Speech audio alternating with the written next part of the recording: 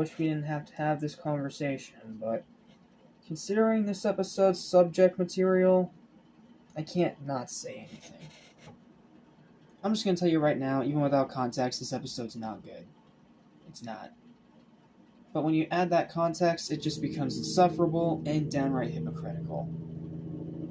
Because this is an episode all about child actors and how apparently they're snooty, privileged pricks.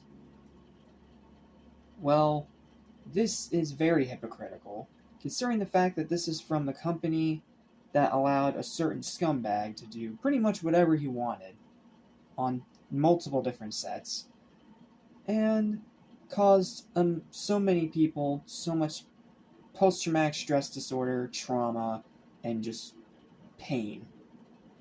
Especially Drake in particular, who went through the worst of it. I'm not going to go into details about it. That's what Quiet on Set is for. Go watch that documentary if you want more details, but let's just say that it's some of the most horrible, vile things that any human being can do to another human being. Now, obviously not murder, no, but it's still pretty heavy stuff. And I know I said at the beginning of this marathon I wasn't going to talk about it, but I had to at least mention it considering this episode's subject material and its plot.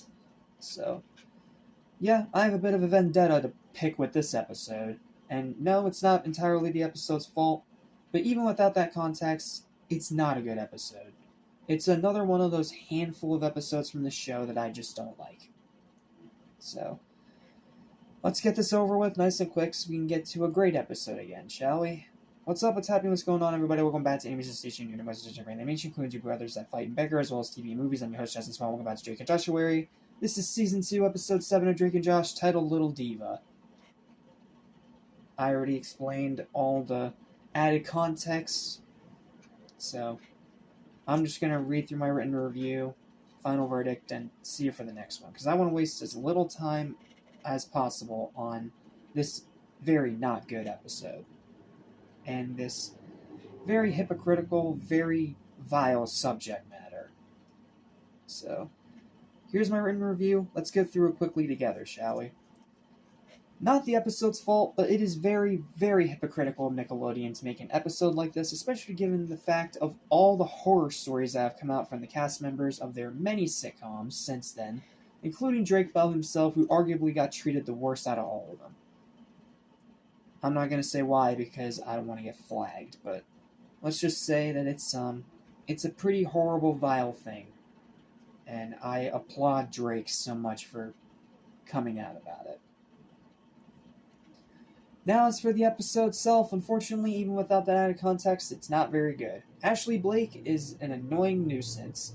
Helen's played by a completely different actress who's nowhere near as funny. Like, I'm sure this other actress tried her best, but she's just not Yvette Nicole Brown. She's not. And I know that there's probably some other reason why Yvette is not in this episode, but it just still comes off as weird, because I think this is the only episode since the premiere that Yvette Nicole Brown did not play Helen. Now, the actress tried. I could see if she tried, but she's just not funny. So, sorry. I'm sure you tried, but it just didn't work.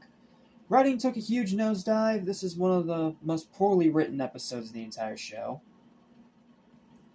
The plot is repetitious, as so much of it is wasted at Josh being yelled at by either Helen or Ashley, and both times it is incredibly agitating, and the pacing is borderline stagnant for the grand majority of it.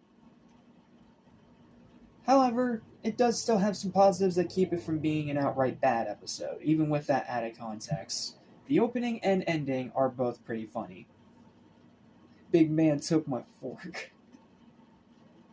I'm sorry, that little bit is just funny. And then the ending's pretty good too, with Peaches, the big bodyguard, just putting Ashley back in the garbage can.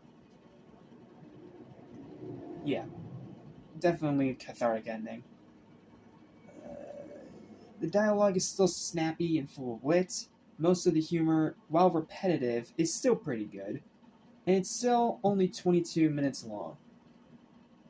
So it's not like one of those other kind of movies. Well, it's not a movie with this setup, or it'd get extremely frustrating. No, it's just a 22-minute episode that's in one ear and out the other. Overall, though, this is another episode of the show that I just don't like, out of a very small handful, I should point out.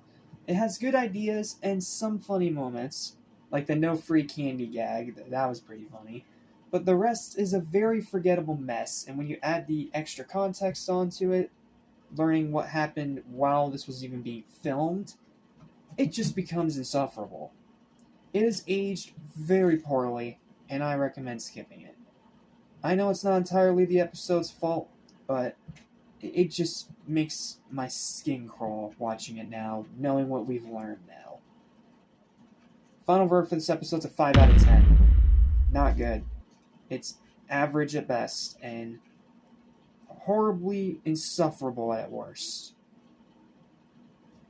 So, yeah, this episode was a bummer, and it sucks, but no show is perfect.